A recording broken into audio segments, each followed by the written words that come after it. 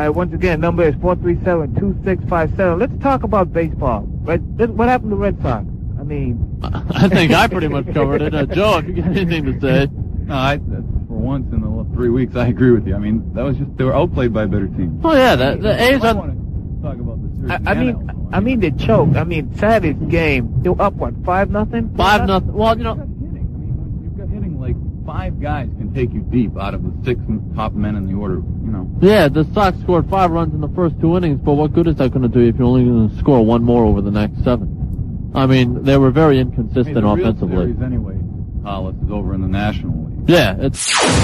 Oh, easily with this call, I'd say. Hello, you're on SportsRap. Yeah, hello, how's it going? Hello, who am I speaking to? This is Joe. How you doing, Joe? Flutie should be shot. You starting that again, huh? Hello, Yeah. Hello? Hello. Yeah, we're here. What'd you think of the game? Well, Flutie definitely did look pretty inept throwing those 2 early interceptions. He claimed that one got tipped at the line and the other one, his receiver, fell down. Did you see that? Yep. What, did you think that was his fault on that play, or did you think it was because the receiver actually fell? Why don't they just get him in the locker room, just beat the crap out of him? I guess that answers that.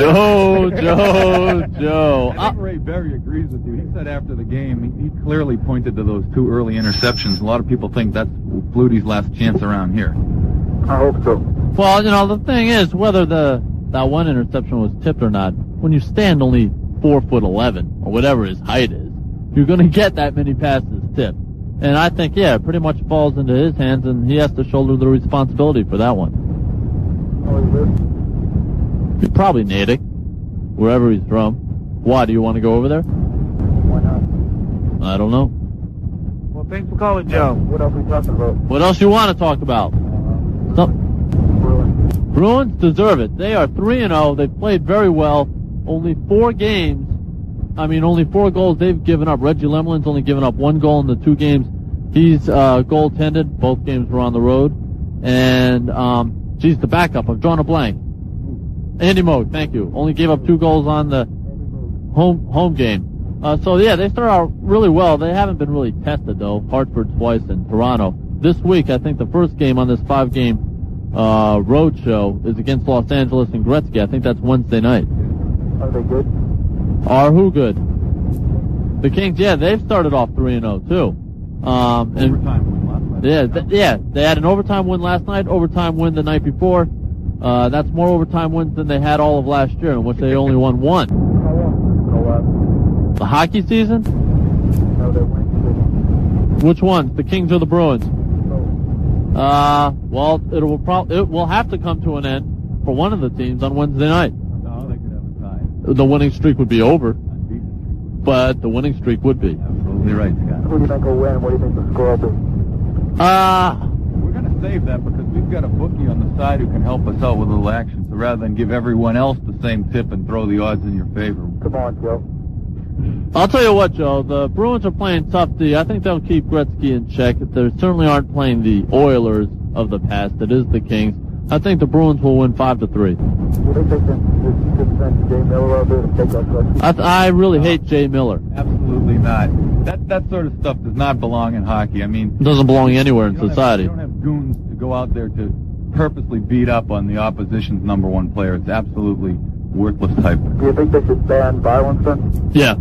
I think tougher. You know, it's funny, watching the game last night, there's a new rule in the league about high sticking, in which I think is good, because you got to keep the sticks down, because that can cause serious injuries. What, you can't pick them up off the ice? That's pretty much it. It's like anything above the waist, you're going to get called for. But the thing is, they haven't taken tougher action against fighting.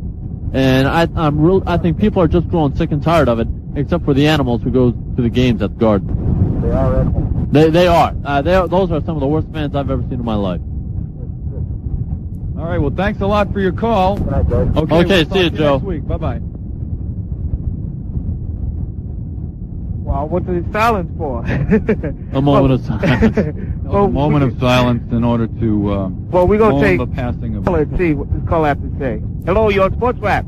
Hello. Hello. Hello. I was wondering if you think the Mets are going to repeat. The Mets are going to repeat what? You mean repeat that sham of today and yesterday? The World Championship. Well, last year, as I recall, the Minnesota Twins won, so they'd have the only shot at repeating, and they're out of it. So. But do we think are the Mets going to win the series? No, do you think they'll repeat?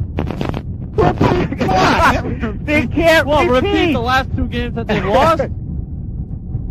Hello? Do you think the Dodgers will win? Okay, now that's an answer. That's a question we can answer. Yeah.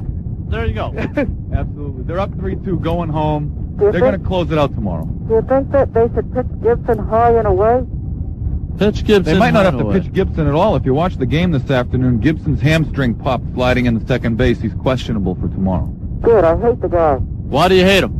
Because when the Tigers won the '84 championship, he punched some kid. That's right. I heard that. Yeah. Was it ever proven? No, but it's on tape. It's on tape. Sounds like Well, it was then it's proven. got to be proven. Okay. Do you think the Mets will win, though? No. No, especially if we think the Dodgers will win. We don't think the Mets will win. And how many games? 4? They'll probably have to win 4 games to get to the World Series. Yeah, maybe close it out tomorrow night. Because, yeah, there's only 2 games left. Do you think the Dodgers will sweep the Mets? No, I don't think so. And I think, look at the clock on the wall. Boy, are we running out of time. Well, so, thanks for calling, caller. Thank you. Well, number once again is 437-2657. And before you call in, know what's going on. Exactly. I mean, get a grip. Well, let's talk about football. Cincinnati. Boomer Esiason. He threw 3 touchdowns. I figure my prediction here, Patriots 45-3, because if they lost to a team that was 0-5 and Cincinnati comes in 6-0, maybe the score will be reversed.